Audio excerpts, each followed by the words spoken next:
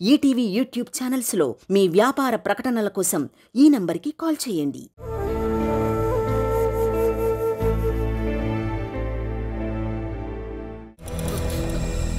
వేణు ఎలాంటివాడు మీకు తెలుసు కదా. వాడి రూమ్ లో ఏం జరిగినా సరే మనం అస్సలు పట్టించుకోకూడదు. అది వాళ్లే చూసుకుంటారు. ఒకసారి మీరు వెళ్ళి చూడండి. తనకి ఏమైనా అయితేనో. ఏదైనా ప్రాబ్లం అయి ఉంటుంది. మనం వెళ్ళి చూడు. సరే వద్దులే, నేనే వెళ్ళి చూసేస్తాను. ఒక చోట స్థిరంగా నిల్చుకోలేవు. మాట్లాడకుండా కూర్చో. అక్కడే కూర్చోరా? కూర్చో. ఓకే. అది వేణునే వచ్చేసాడు. ఏం బాధ లేదు, వేణునే వచ్చేసాడు. రే ఏమైందిరా? తనని గమనించాలమ్మా. మీ చేతుల్లో తన్ని వదిలిపెట్టి వెళ్తున్నానమ్మా. తను ఇక్కడ నుండి ఏమైనా చేస్తే ఆ సెకండే నాకు చెప్పేయాలమ్మా. ఏంటి వేణు అన్న, బాలవదన పాపం కదా. ఏంట్రా పాపం? తనకి నచ్చ చెప్పకపోతే డేంజర్ రా. రేపు నేను పూణేకి వెళ్ళిపోతాను. ఆ తర్వాత దయా అనే పేరుతో ఎవరు తన దగ్గరికి వెళ్ళకూడదు. మీకు అర్థమైంది కదమ్మా? తనకి ఏంటి గడప కూడా దాటకూడదమ్మా. అన్నిటికీ అన్ని విషయాల్లోకి తన మీద ఒక కన్ను వేస్తుంచండమ్మా. నువ్వు దేనికి భయపడొద్దు. అంతా నేను చూసుకుంటానులే. నువ్వు రేపు వెళ్తున్నావు కదా, నువ్వు వెళ్ళి విశ్రాంతి తీసుకో, పడుకో. జాగ్రత్త, నేను చూసుకుంటాను. Good night. రే గుడ్ నైట్. గుడ్ నైట్ అన్నా. ఓ ఇంకొక పెద్ద వాడు బాగా మొత్తులో ఉన్నాడు. నువ్వు వాడికంటే ఎక్కువ మత్తులో ఉన్నావు.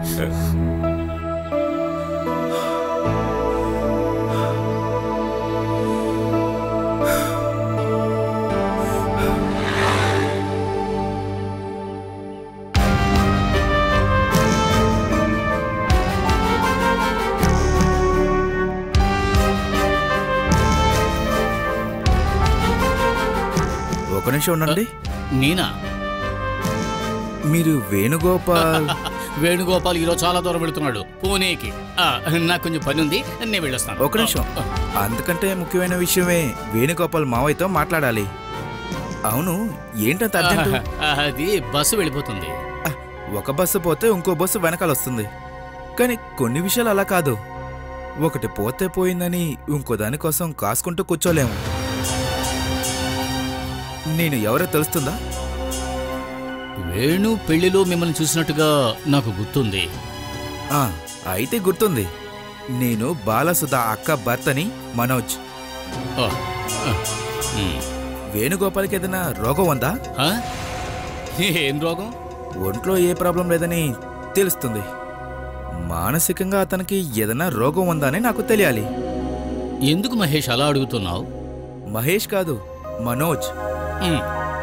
ఏదో జరిగింది కాబట్టి అడుగుతున్నాను అనుకోండి. పెళ్ళయి నెల రోజులు కూడా కాలేదు. వేణుగోపాల్ ఈలోగా ఎన్నోసార్లు అబ్నార్మల్గా నడుచుకుంటున్నాడు. అవసరం లేకుండా అరిచాడు, తిడుతున్నాడు కూడా. ఓహో, అది వాడి అలవాటు బాబు. అందుకే పిచ్చా అని అడిగావా? వాడిది నార్మల్ బ్రెయిన్ ఉన్న వాళ్ళ అలవాటు కాదు. అందుకే నేను అడుగుతున్నాను, రోగం ఏదన్నా ఉందా అని. ఇంకా అది వాడి గుణం అని మీరంటే అది అన్ని చోట్ల చూపించే గుణం కాదే. ఏంటి మనోజ్, బెదిరిస్తున్నట్టుగా ఉన్నావు? నేనింకా బెదిరించడమే స్టార్ట్ చేయలేదు. అవసరమైతే బెదిరిస్తాను కూడా. వేణు గుణాలు చూస్తుంటే తను నార్మల్ మనిషి కాదేమో అనిపిస్తుంది. అందుకు వాడు పిచ్చోడని ఏమీ కాదు. చాలా ఎక్కువ సందేహం, డిప్రెషన్, అబ్సెషన్ ఇలాంటి మానసిక గందరగోళాలు ఎన్నో ఉన్నాయి. దీని గురించి మీకు ముందే తెలుసా లేదా అనేది మిమ్మల్ని అడుగుతున్నానంతే. అయితే ఇప్పుడైనా తెలుసుకోండి. వేణు అలవాట్లలో ఏదో సమస్య ఉంది. వాడు బాలా కలిసి మా ఇంటికి భోజనానికి వచ్చినప్పుడు రాత్రిపూట కారణమే లేకుండా ఇంటికి తిరిగిన విషయం మీకు తెలుసుంటుంది. జయ బాలసుధాకి ఒక మొబైల్ ఫోన్ ఇచ్చింది. అందుకు నన్ను పిలిచి చెవులో పగిలిపోయేలాగా తిట్టాడు. నేను బాలాకి దొంగ ప్రేమకున్నంట. ఇవన్నీ నార్మల్ బ్రెయిన్ ఉన్న మనుషులు చేసే పని అండి ఇది? అది వేణు అప్పుడప్పుడు మందు వేసుకుంటాడు. అలాంటి సమయంలో మాట్లాడే విధానం కొద్దిగా మారుతుంది. అంటే ఈ రోజుల్లో తాకుండా ఎవరున్నారండి? తాగితే కొంతమంది ఊరికే నవ్వుతారు, కొంతమంది ఏడుస్తారు, కొంతమంది ఊరికే తిడుతూ ఉంటారు. వేణు విషయం కూడా అలాంటిదేనండి. తాగిన తర్వాత ఎప్పుడు గొడవ పెట్టుకుంటాడంటే తాగకుండా ఉండాలి. అదే కదా దీనికి సరైన పరిష్కారం. అవును, కానీ ఎంత చెప్పినా ఈ వేణు వినడు. అదే సమస్య. ఆ సమస్యకి మీరు పరిష్కారం కనిపెట్టమే మంచిది. లేదా ఇంకొకరు పరిష్కారం కనిపెట్టాలంటే అది మీ వేణుగోపాల్కి అంత మంచిది కాదు. వస్తాను.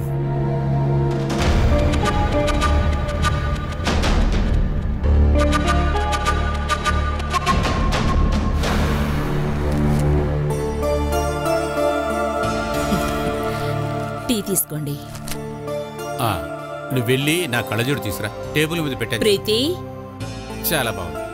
నేను నీకు పని చెప్తే నువ్వు ఇంకొకరికి చెప్తున్నావు కదూ. ఏంటి మనం పిలవగానే ఇంకా ఎన్ని రోజులని తను ఇలా వస్తుంది?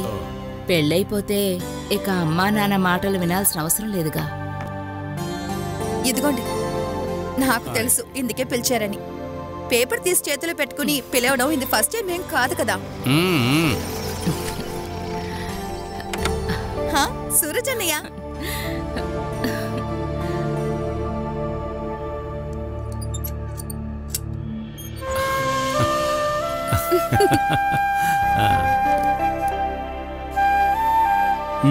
ట్రాన్స్ఫర్ దొరికిందా?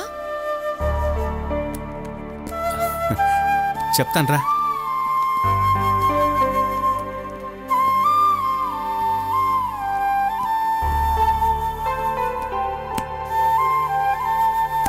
అది కాదు. ఏంట్రా నువ్వు ఉద్యోగం వదిలేసి వచ్చావేంటి? మీ నోటితో ఏం చెప్పకండి నాన్న. ట్రాన్స్ఫర్ అయింది విత్ ప్రమోషన్. దొంగ వెధవా, ఒక్క మాట కూడా నాతో చెప్పలేదేంట్రా? ఒక సర్ప్రైజ్ గా ఉంటుందని చెప్పలా. అన్నయ్య కోసం మా దగ్గర కూడా ఒక సర్ప్రైజ్ గిఫ్ట్ ఉంది. ఏంటమ్మా? నువ్వెళ్ళి దాన్నే అడుగు. ఓ, అంత పెద్ద సర్ప్రైజ్ అయితే అది మీరే ఉంచుకోండి. అన్నయ్య టీ కావాలా? ఇదేనా మీరిచ్చే సర్ప్రైజ్? విషయం ఏంటో నేను చెప్తాను, ఆగరా. తను ఒక అమ్మాయి ఫోటో చూపించింది కదా. అవును, ఎవరో హిందీ అమ్మాయి. హిందీ అమ్మాయి ఏం కాదులే, రాయుడు గారు. ఆయన కూడా తెలుగాయనే. తన భార్య ఇల్లు కూడా ఇక్కడే. ఆవిడ పేరేంటే? గిరిజ. నార్త్లోనే కదా పనిచేశారు, అందుకనేమో అమ్మాయికి హిందీ పేరు పెట్టారు. చమేలి. అర్థం బాగున్నా పేరే ఓలా ఉంది. అమ్మకి ఎలా కావాలో అలా పిలవండి. కోడలవ్వబోతోంది కదా. జాతకం చూసాం, 10లో 8 గుణాలు కలిసి. చూడటానికి చాలా అందంగా ఉంది. పాత ధనవంతులరా. పార్టీషన్లోనే రాయుడు గారికి దొరికింది 150 ఎకరాల స్థలంరా. అతను పనిచేసి సంపాదించింది కూడా ఉంది. వాళ్ళకి ఒక్కగాని ఒక్క కూతురు. అందుకని కట్న కానుకల్లో ఏ కొరత ఉండదురా. నా ఫ్రెండ్ కదా, తన క్యారెక్టర్కి నేను గ్యారంటీ. పెద్దింటమ్మాయి అనే పొగరు అహంకారం ఏవీ ఉండదు. నీ ఫోటో చూసిన వెంటనే వాళ్ళకి నువ్వు నచ్చావురా. అయినా కూడా నేరుగా వచ్చి చూడాలి కదా. నువ్వు ఫ్రీగా ఉన్నప్పుడు ఒకరోజు వాళ్ళు ఇక్కడికి వస్తానని చెప్పారు. అమ్మాయిని చూడ్డానికి బదులుగా అబ్బాయిని చూడ్డానికి వస్తున్నారని కోప్పడకండి. వాళ్ళు ఊరికే మిమ్మల్ని కలవడానికి వస్తున్నారు. మనం పరిచయం చేసుకుని మాట్లాడుకోవచ్చు. ఇంకా కావాలంటే తర్వాత ప్రాపర్గా పెళ్లి చూపులు పెట్టుకుందాం. అందుకు నీకు అవసరం ఉండదు. అమ్మాయి నీకు నచ్చుతుంది. నేను విషయం అడగొచ్చా? ఎవరైనా ఒక్కళ్ళు సమాధానం చెప్తే చాలు.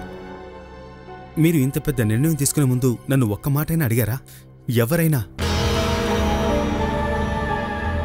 ఈ నాటకంలో నా రోలేంటి? మూడో మనిషా లేక జోకరా?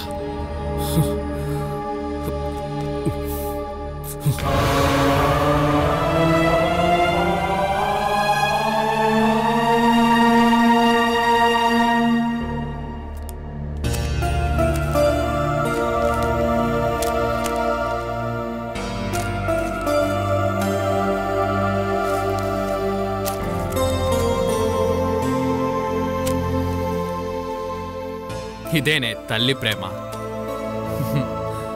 అమ్మ మనసులో నేను గల్ఫ్కి వెళ్తున్నట్టే. నేను ఒక్కొక్కసారి లీవులకు వచ్చేటప్పుడు అమ్మ నాకు ఇలాంటివి చాలా చేసిస్తారు తెలుసా. అమ్మకి సంతోషం కదని నేను కూడా వద్దని చెప్పను. ఇవన్నీ చేయడానికి అమ్మ చాలా కష్టపడి ఉంటుంది కదా. అమ్మ కాదు, నేను అనిల అక్క ఇవన్నీ చేశాం. ఓ, మీరు లేకపోతే ఇవన్నీ చేయలేరు చూడు. పొద్దున్నే 4ంటికి లేచి ఒక్కొక్కటి చేయడం స్టార్ట్ చేశాం. పడుకోకుండా కష్టపడి చేసిన వాళ్ళకి ఏ పుణ్యమూ లేదు. నిన్నెవరు పొద్దున్నే లేచి కష్టపడమని చెప్పింది?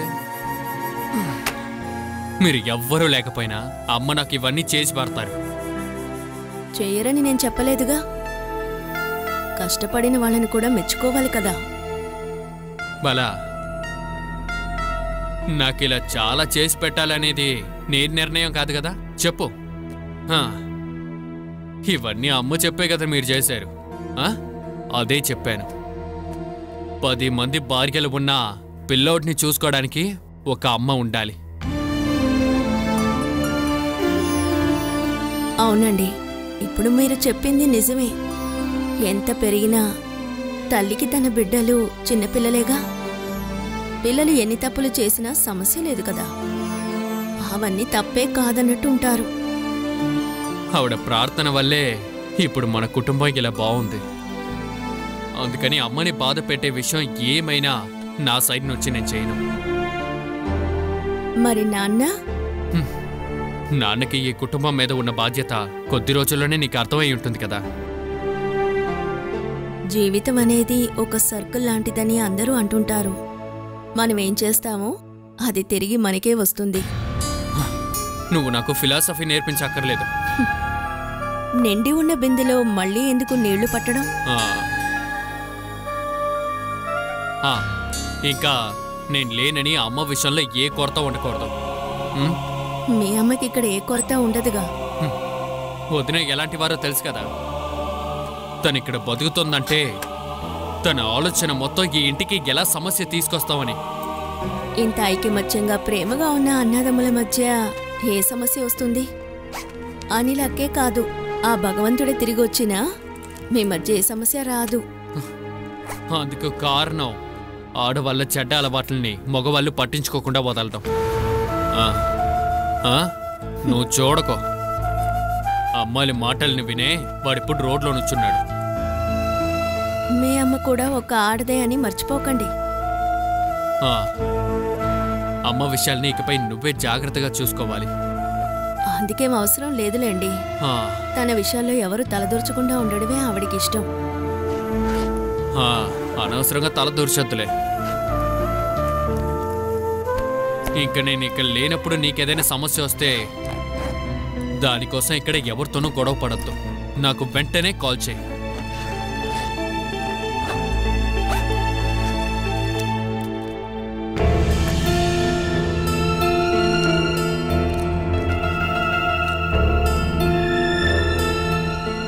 నేనొకటి అడగొచ్చా? మీరు పూణే నుంచి తిరిగొచ్చేదాకా నేను మా ఇంటికి వెళ్ళనా? నీకిక్కడేం తక్కువ? అందుకు కాదు, పెళ్లి కోసం నేను తీసుకున్న లీవులు ఇంకో వారంలో అయిపోతున్నాయి. స్కూలా? ఎవరు స్కూలు? స్కూల్ ఎక్కడుంది? నేను మా ఇంటి దగ్గర ఒక స్కూల్లో పనిచేసేదాన్ని. మీరు వెళ్ళాక నేను ఇక్కడుండి ఏం చేస్తాను? ఓ వారం ముందు ఇంటికి వెళితే నేను టెక్స్ట్ బుక్స్ చూసి ప్రిపేర్ అవుతాను కదా. ఇప్పుడు నువ్వు ఏం చెప్పదలుచుకుంటున్నావు? నీ ఇంటికి వెళ్ళి కూర్చుని స్కూల్కి వెళ్తావనా? లేకపోతే ఇక్కడి నుంచి వెళ్ళి రావడం కష్టమండి. ఇక్కడి నుంచి బోట్ ఎక్కాలి, ఆ బోటు దిగిన తర్వాత బస్సు ఎక్కాలి, చాలా కష్టపడాలి. స్కూల్ టైంకి ముందే క్లాస్కి వెళ్ళాలి.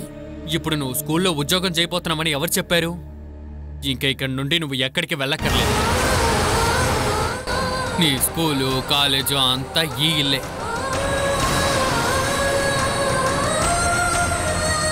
ఇప్పటిదాకా నేనెన్నో కష్టాలు సహించాను. మళ్ళీ స్కూల్కి వెళ్ళి పిల్లల మొహం చూస్తే ఆ కష్టాలని నేను మర్చిపోతాను. ఏ కష్టాలు సహించుకున్నావు? భర్తకి నచ్చని విధంగా నడుచుకుంటే కోపం వస్తుంది. కొంచెం కోపం ఎక్కువైందంటే ఒక దెబ్బ మీద పడుతుంది. ఇదంతా కుటుంబ జీవితంలో మామూలేనే. అంత సులభంగా మర్చిపోయే కష్టాలనుకుంటున్నారా అండి నేను అనుభవించింది? నీలాగా అయిపోయిన విషయాలకి కూర్చుని లెక్కలేసే పని నాకైతే అస్సలు లేదు. చెప్పింది చేసిందంతా ఆ రోజే అయిపోయింది. అదంతా అంత త్వరగా నేను మర్చిపోగలనా? వద్దు, మర్చిపోవద్దు. అంతా లోపలే ఉంచుకో. అందం ఐశ్వర్యం ఏవీ లేని నిన్ను ఇచ్చిన కట్నానికి పెళ్లి చేసుకున్నందుకు నన్ను అనాలే. నన్ను పెళ్లి చేసుకుని కాపాడమని నేను మీ కాళ్ళు పట్టుకుని ఏడ్చానా అండి? కాలు పట్టుకోకపోయినా మీ ఇంటి పరిస్థితి అదే కదా. సరే పాపంలే అమ్మాయిని దయ చూపించి పెళ్లి చేసుకుంటే ఇప్పుడు నన్నే గెదిరిస్తావేంటే? ఏంటి నోట్లోపల మాట్లాడుకుంటున్నావేంటే? చెప్పాల్సిందేదో బయట చెప్పు. చెప్పడానికి ఏమీ లేదండి. ఇదంతా నా తలరాత అనుకుంటా. ఇక దేని గురించి నేనేమీ మాట్లాడను. నాకిదొక్కటి చేయండి. స్కూల్కి వెళ్ళి నన్ను ఉద్యోగం చేయనివ్వండి. నేనక్కడ 1 నెల లీవ్ తీసుకున్నాను. నెల రోజుల్లో తిరిగి వెళ్ళకపోతే ఏంటే వాళ్ళు నిన్ను అరెస్ట్ చేస్తారా? నేను ఉద్యోగానికి వెళ్ళాలి. వద్దని కదా ఎంతసేపు నేను మాట్లాడుతున్నాను. ఆ స్కూలు విషయం ఎంతటితో మర్చిపో. బాలసుధా అలాంటి ఉద్యోగానికి వెళ్ళనూ లేదు, ఇంకా వెళ్ళబోయేది లేదు. పెళ్లికి ముందు మీరేం చెప్పారు? కావాలంటే ఉద్యోగం కంటిన్యూ చేయన్నారా? నేను అలాంటివే చెప్పలేదు. ఒకవేళ చెప్పినా ఇప్పుడు మారుస్తున్నాను. ఏమండి, ఈ కాలంలో ఉద్యోగం దొరకడం ఎంత కష్టమో తెలుసా అండి? అది నా అదృష్టం కొద్దీ దొరికింది. మంచి జీతం కూడా ఇస్తున్నారు.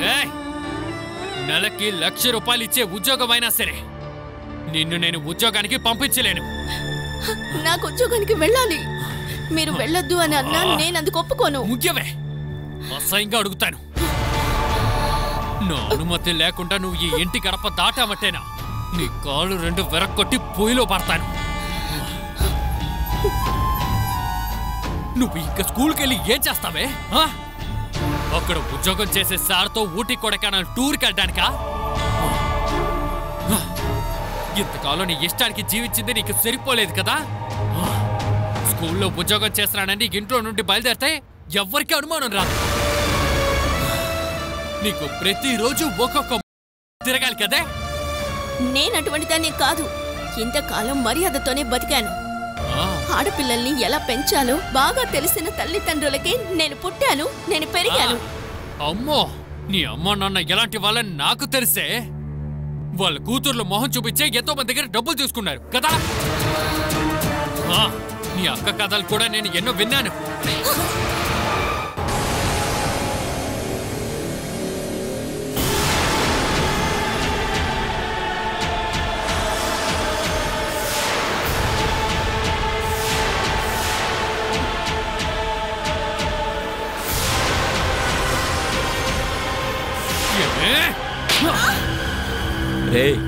నిన్ననే బాలా షూ అన్ని పాలిష్ చేసి పెట్టింది.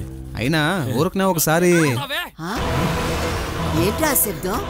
వెళ్ళి చూడుమా. అమ్మా తన గారు చచ్చిపోయిందంటే వేణి వెళ్ళలేడమ్మా. మొదలు పెట్టారు వీళ్ళిద్దరూ. అస్సలు నోరు మూసుకొని ఉన్నారు. వెళ్ళి చూద్దాం.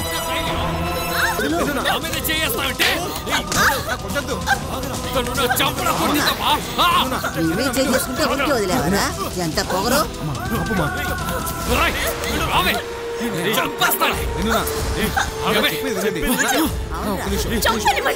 అప్పుడైనా ఈ నరకం నుంచి విడుదల దొరుకుతుంది. తప్పించుకోండి. చంపినా నేను నిన్ను ఇంచుగానే చంపుతాను. చాపుతారా? నేను చచ్చిపోతాను. నేను చచ్చిపోతాను. చచ్చిపోతాను. నువ్వు బయటికి పోదా. నువ్వు ఇలా చేస్తే నేనేం చేయనే? ఏదైనా జరిగిందంటే మొత్తం జైలుకి వెళ్ళాల్సిందే. ఎవరో వచ్చినట్టున్నారు. ఓ, చూడడానికి వచ్చేసారా? వేరే పని పాట లేదు వీళ్ళకి. ఏంటయ్యా గొడవ? మేము ఉండకల్లదా ఏంటి? దేవుడా, ఈ అమ్మాయిని కొట్టి చంపేసేలా ఉన్నారే. చంపేమనండి. ఈ నరకంలో బతకడం కంటే చావడమే నయం. ఈ ఇంటికి వచ్చిన దగ్గర నుంచి ఈ అనుమాన పిశాచితో నేను చస్తూ బతుకుతున్నాను. లోకంలో ఉన్న ఆడవాళ్ళందరూ తప్పుడైన వాళ్ళు అని అనుకునే ఈ రాక్షసుడితో ఇంకెన్ని రోజులు నేను జీవించగలను? ఎవర్రా దాయి చూపించడానికి వచ్చారు? ఎవర్రా వాడు?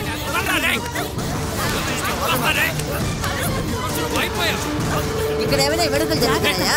అలా చూస్తూ ఉండమంటారండి? ఎలాగా నడుచుకునేది? అయినా మీరు చాలా హింసిస్తున్నారు జగదంబ. తను రాయో చెట్టో కాదు కదా, ప్రాణం ఉన్న జీవేగా. నన్ను వదిలేండక్క, నన్ను చంపనివ్వండి, అప్పుడే నా వాడి కోపం తీరుతుంది.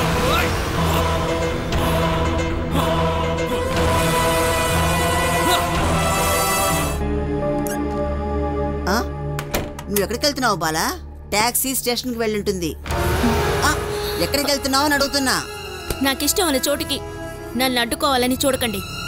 వేణు అనుమతి లేకుండా ఎక్కడికైనా నువ్వు వెళ్ళావని తెలిసిందంటే వాడు వచ్చి నిన్న ముక్కలు ముక్కలుగా నరికి పారేస్తాడు.